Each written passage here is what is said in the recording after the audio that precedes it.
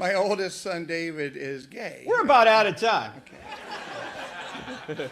And go ahead. We've had some great conversations. He's asked me some great questions. One of his really interesting questions was, so Dad, let's say I find a man who I love and we try and be good moral people and blah, blah, blah. Stop. We're good, Stop. Good people. I know.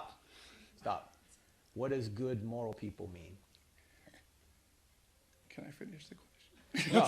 No. When I'm talking to him, as soon as he starts bringing up a moral standard, you need to say, where are you getting this moral standard from? And why do you think that's the purpose of life, to be good moral people? Where does this come from? No, that's a good answer. Should have thought of that. But so I definitely will ask him that again. But he says he's done some research, and Barna does good research and finds that about 30%, maybe even a third, of ministers struggle with pornography. Yeah. Regularly. Probably true. And so it could be more. Those are the ones who admit it. You're right.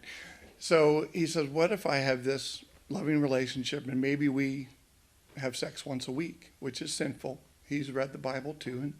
And someone who's a follower of Christ looks at pornography once a week. What's the difference? They're both sinful, and they both should want to stop doing that. The problem is, as I see it, is that I don't think any pastor is going to get up and say pornography is a good thing and you ought to do it. But I do see some pastors now saying that same-sex relationships ought to be blessed by the church and by God. For example, the Church of England is now saying that, and that's why Calvin Robinson got up and gave that great speech to counterpoint that. So we're all sinners. Everybody, or no one's going to make it to heaven without Jesus. Oh, well, what about this sin? Okay, yeah, that's another sin that's going to keep you out of the kingdom. You know, homosexuality isn't the one thing that's going to keep you out of heaven, because even if you do engage in homosexual acts, you've done other evil things too, right? Just like heterosexuality isn't going to get you into heaven.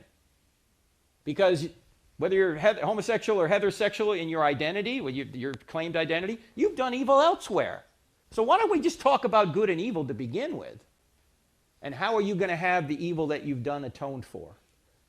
Do you want grace or do you want justice in the afterlife? That's good.